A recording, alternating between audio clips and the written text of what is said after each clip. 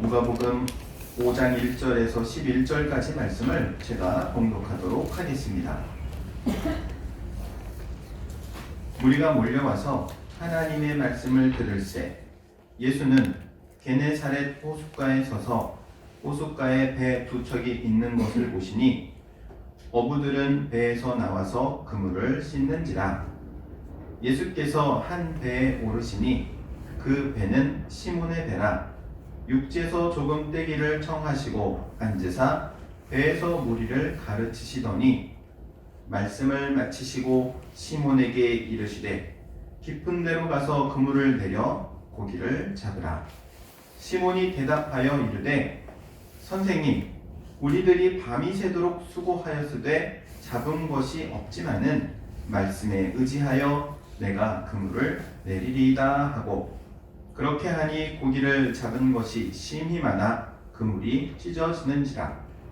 이에 다른 배에 있는 동무들에게 손짓하여 와서 도와달라 하니 그들이 와서 두 배의 채움에 잠기게 되었더라.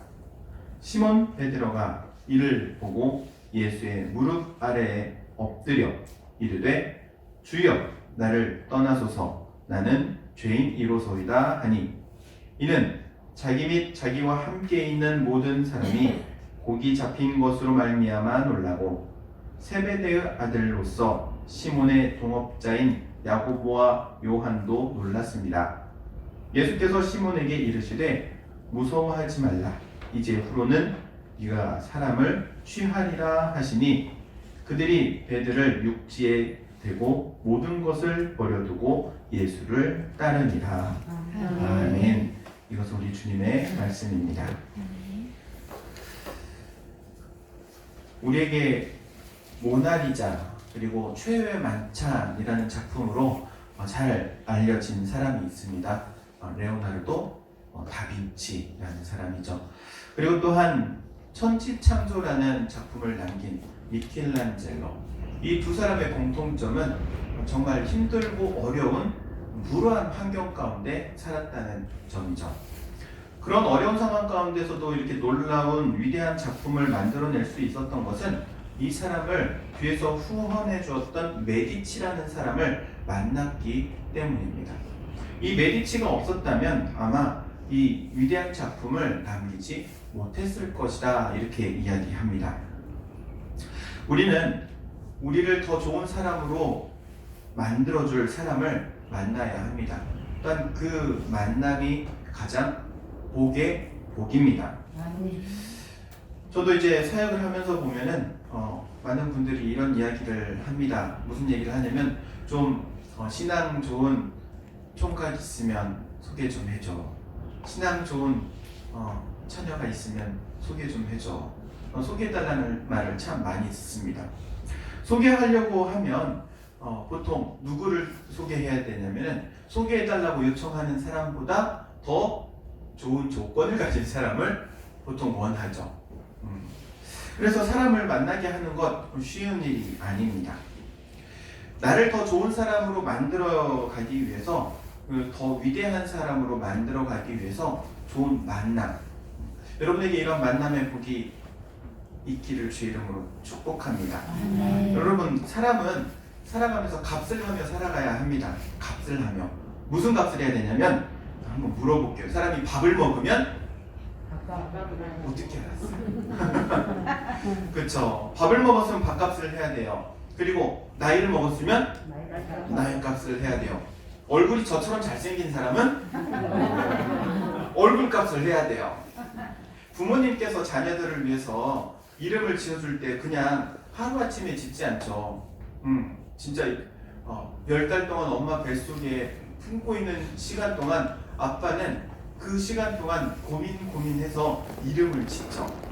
그래서 부모님이 지어주신 이름을 가지고 뭐 해야 살아야 돼요? 무슨 값? 이름값하고 살아야 해요. 예수님께 부여받은 베드로라는 이 이름의 값어치 얼마나 대단한지 모릅니다.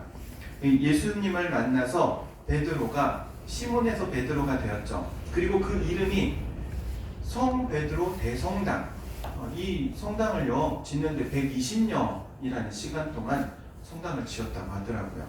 뿐만 아니라 이 성당을 너무 화려하게 짓다 보니까는 당시 이 가톨릭 교황청이 돈이 없어가지고 파산할 지경에 이르기도 했다고 합니다. 그래서 제일 아름다운 성당이 어떤 성당이냐 그러면 성 베드로 대성당을 보통 말합니다. 재미있는 것은 이 성당 입구 쪽에 청동으로 만들어 놓은 동상이 하나 있대요. 누구 동상이냐면 베드로의 동상이. 근데 베드로의 동상에 몸 부위 중에 한 부위가 없대요. 어딜까요? 오른쪽 엄지발가락이 없대요. 없는 이유가 카톨릭 신자들이 그 동상 앞에서 그 카톨릭 신자들이 베드로 동상의 발가락, 엄지발가락에 입맞추니까는 이 하도 많은 사람들이 입맞춰가지고 발가락이 다 닳아가지고 없어졌대요. 그래서 엄지발가락이 없대요. 놀랍죠? 놀랍지도 않은가 봐. 베드로는 전 세계에 가장 영향력 있는 종교인 중에 한 사람입니다.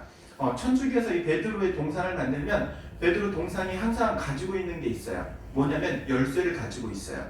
열쇠를 가지고 있는 이유는 다음과 같습니다. 마태복음 16장 16절 말씀에 베드로가 예수님이 누구신지를 고백을 하죠. 주는 그리스도시요 살아계신 하나님의 아들입니다 라는 고백을 하니까 예수님께서 그 고백을 들으시고 기뻐하시면서 야 너에게 베드로라는 이름도 주고 그리고 또한 천국 열쇠를 주십니다. 베드로의 신앙 고백 가운데 세워진 교회, 천국 열쇠를 가지고 있는 교회, 이것을 표현하기 위해서 베드로 동상을 만들 때는 항상 베드로에게 열쇠를 쥐어준다고 해요. 어쨌든 이러한 베드로의 인생, 그의 굴곡이 있는 인생 가운데 최고의 순간이 언제였을까요? 바로 예수님을 만난 오늘 본문의 순간이 인생의 최고의 순간이었습니다. 여러분, 인생을 바꿀 만한 사람을 만나는 것 복 중에 복입니다. 우리는 보통 그래서 세 사람을 만나야 됩니다. 첫 번째, 좋은 부모님을 만나야 하죠. 그런데 좋은 부모님을 만나는 것, 이것은 내가 선택해서 부모님을 만날 수 있는 게 아닙니다. 그냥 어느 날 태어나서 보니 부모님인 거죠. 그럼 이제 거꾸로 우리는 어떻게 해야 되느냐? 좋은 부모가 되어줘야 하죠. 자녀들에게. 여러분, 좋은 부모가 되어주기를 주의 이름으로 축원드립니다. 두 번째는 좋은 배우자를 만나야 합니다. 좋은 배우자를 만나면 그 인생에 항상 웃음꽃이 떠나지 않고 얼굴이 환해요. 그래서 옆에 있는 분 한번 얼굴 봐봐요. 얼굴이 화남이신지 흑빛인지 얼굴을 못 마주쳐. 좋은 배우자를 만나는 것, 그래서 복 중에 복인 것이죠. 그리고 세 번째, 예수님을 만나는 게 최고의 복입니다. 예수님을 만나면 이 땅에서의 삶이 전부가 아닌 그 이후의 삶이 있기에 그 이후의 삶을 책임져 주시기에 예수님을 만나는 게 최고의 복인 것이죠.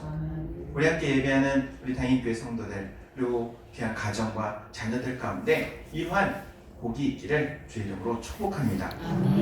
베드로가 예수님을 만난 순간이 베드로 인생 가운데 최고의 순간입니다. 그리고 이 순간, 최고의 순간이 될 수 있었던 것은 베드로의 고백이 있었기 때문에 그렇죠. 예수님을 만났지만 비참한 인생을 경험한 사람도 있습니다. 예수님을 3년 동안 따라다녔습니다. 예수님의 제자였습니다.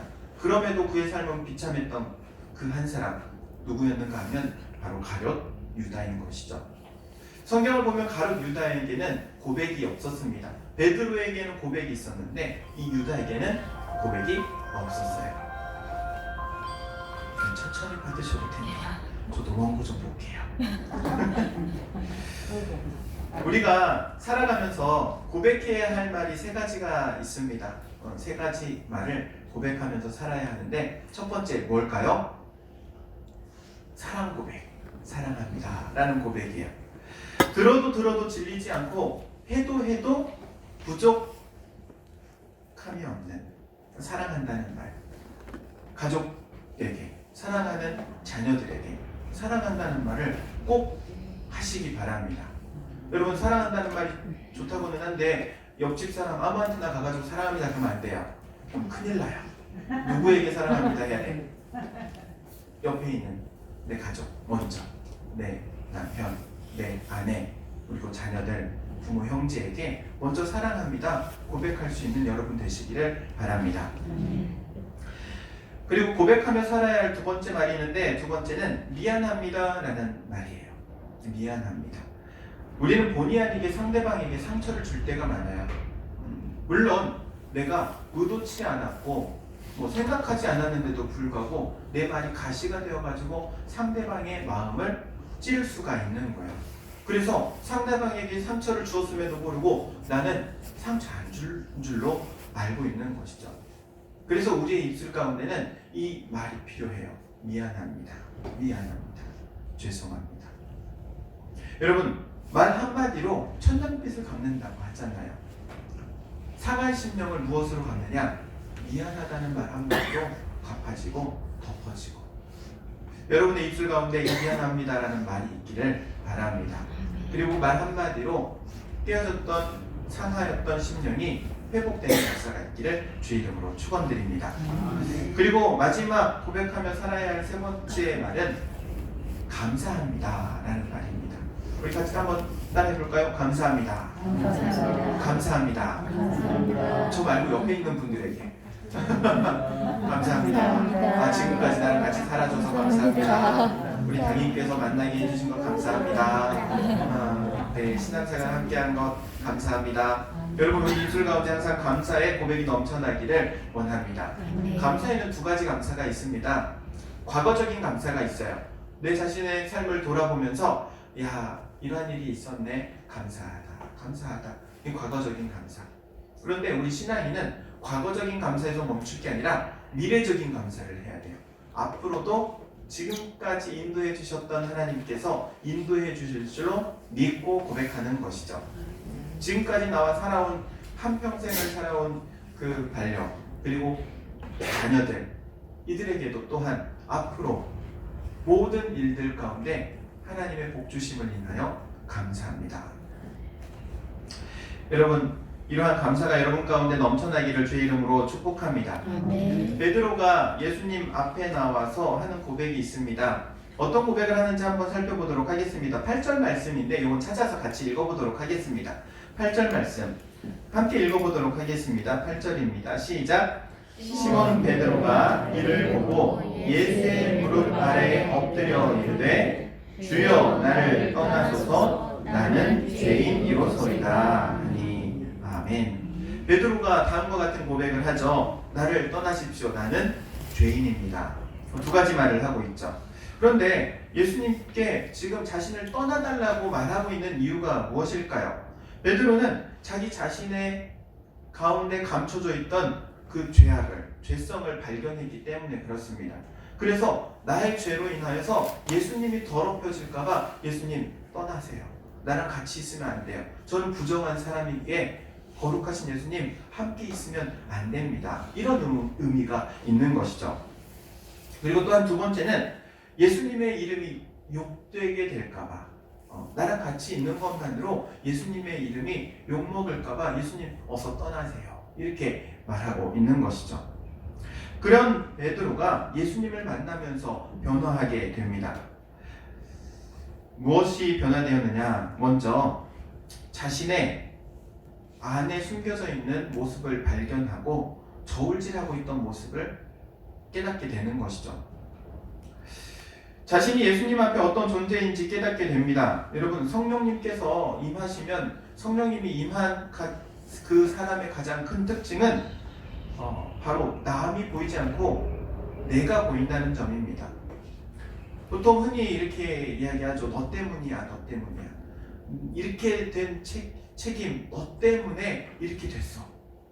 손가락질을 하는데 은혜를 받으니까는 이 손가락 하나는 상대방을 하나를 가리키는데 세 개는 나를 가리키는 것을 발견하게 되고, 너 때문이야 하던 그 말이 나 때문이구나 라는 사실을 깨닫게 되는 것이죠. 이게 바로 성령의 은혜가 임한 사람의 특징이에요.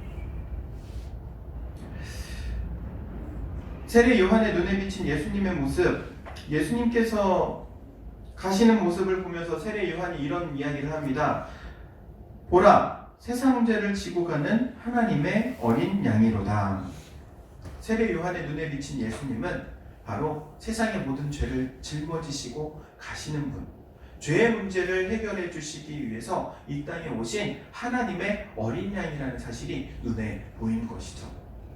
여러분, 우리가 눈으로 보아야 할 것, 발견해야 할 것이 무엇이겠습니까? 예수님을 발견할 수 있기를 바랍니다. 육신의 예수님의 모습이 아니라 정말 세상 죄를 짊어지고 가시는 그 예수님의 모습. 그래서 예수님 앞에 나오면 인생의 가장 근본적인 문제가 해결됩니다. 죄의 문제가 해결되는 것이죠. 그래서 예수님을 만난 베드로의 변화, 모든 것을 버려두고 예수님을 따르게 됩니다. 모든 것을 버려두고 예수님을 따를 수 있었던 것은 그가 예수님의 말씀대로 행해서 물고기를 잡으면서 깨달은 것이 있기 때문에 그렇죠. 깊은 데로 가서 그물을 내려 고기를 잡으라는 이 말씀대로 행했을 때 기적이 일어난 것을 바라보면서 야, 내 힘으로 내 능력으로는 안 됐는데 하나님이 하시는구나. 내 힘과 내 능력으로 할 수 없는 것을 하나님이 하신다는 사실을 깨닫게 된 것이죠. 그래서 그 빈 그물이 가득 채워지게 된 것, 이게 야, 하나님이 하셨구나. 그래서 고백하게 되는 것이죠. 이게 내 것이 아니라 모든 것이 다 주님의 것이구나 라는 사실. 그렇게 모든 것을 버려두고 내버려두고 예수님을 따를 수 있었던 것이죠. 여러분, 버려야 새로운 것이 생기는 이치를 깨달아야 합니다. 뭐든지 비워야 비운 자리에 채울 수 있습니다. 어떤 사람이 이야기했습니다. 얘들아, 너희들 가가지고 그릇 하나씩 가져오면 내가 거기다가 맛있는 사탕 담아줄게. 다 그릇을 가져왔는데 한 친구만 그릇에 소복히 자기가 그동안 감춰놓은 간식거리가 있는 거예요. 사탕을 다 나눠줬는데 이 친구는 줄 수 있어요? 줄 수 없어요? 줄 수가 없는 거예요. 야, 이걸 비우고 와야 내가 줄 수 있어. 비우고 와. 그런데 이 친구는 이거를 아까워서 비울 수가 없는 거예요. 과자가 오래돼가지고 먹을 수가 없을 정도로 냄새가 나는데도 이거 아까워서 어떻게 버려요? 버리지 않으면 그곳 가운데 채울 수가 없어요. 그런데 우리의 마음이 그렇고 우리의 영혼이 그래요. 비워야지만이 채워져요. 우리의 욕심을 비울 때 하나님의 성령이 채워지고 하나님의 은혜가 채워지고 하나님의 능력이 채워지고, 우리 다인교회 성도 가운데 이러한 은혜가 있기를 주의 이름으로 축원드립니다. 하나님께서 채워주시는 것, 그것을 베드로가 경험했던 것이죠. 빈 그물이 가득 채워지는 것을 보며 하나님이 채우시는구나. 내가 채우는 게 아니라 하나님이 채우시는구나. 그러니까 그 배까지도 버려둘 수 있는 것입니다. 여러분, 배 얼마나 비싸요? 배, 저는 배값이 그렇게 비싼지 몰랐어요. 차값보다 비싸더라고요. 뭔 배가? 그런 비싼 배도 베드로는 버려두고 예수님을 따르게 돼요. 어떤 부족이 원숭이를 잡는 방법이 특별하대요. 항아리에다가 사람 주먹이 들어갈 만한, 원숭이 주먹이 들어갈 만한 항아리에다가 안에 견과류 같은 걸 가득하게 집어넣는데요. 원숭이가 좋아하는 땅콩 같은 걸. 그러면은 항아리를 그렇게 해가지고 줄로 딱 매달아 놓고 있으면은 원숭이가 와가지고 손을 쏙 집어넣어가지고 이 견과류를 싹 집어 딱 빼려고 하는데 손이 빠져요, 안 빠져요? 안 빠져. 한 움큼 쥐니까 이게 안 빠져. 그냥 이걸 쥐고 이제 그걸 못 빼가지고 이러고 있는 거예요. 그러면 가가지고 원숭이를 턱 잡는 거예요. 바보 같죠? 요것만 놔버리면, 그 땅콩 몇 개 놔버리면 손 빼고 도망갈 수 있는데 그거를 못 빼가지고, 그걸 포기를 못 해가지고 끝까지 쥐고 있다가 잡힌대요. 그런데 우리 인생이 그렇대요. 놔야 되는데 놓으면 더 큰 게 있는데, 자유함이 있고 하나님의 은혜가 있고 능력이 있는데 이걸 못 놓는 거예요. 놓을 수 있는 우리 성도님들 다 되시기를 주 이름으로 축원드립니다. 놓을 때 하나님이 채워주시는 거예요. 놓을 때 하나님께서 그 이름을 베드로라는 이름으로, 위대한 이름으로, 그냥 시시한 이름이 아니라 길이 남겨지는 이름으로, 이러한 은혜가 우리 당인교회 가운데 있기를 주의 이름으로 축원드립니다. 기도하겠습니다. 사랑과 은혜가 충만하신 하나님, 은혜를 구합니다. 모든 것이 주님의 은혜임을 고백합니다. 특별히 주님 앞에 나와 예배하는 우리들, 하나님 말씀 듣고 말씀대로 살고자 하는 저희의 마음 가운데 하나님의 성령께서 함께하여 주시고 충만하게 채워 주옵소서. 우리가 가지고 있는 욕심들 하나하나 비워가게 하시고 그 비워진 자리에 성령의 은혜와 능력을 충만하게 채워가도록 은혜 베풀어 주옵소서. 예수님의 이름으로 기도하옵나이다. 아멘.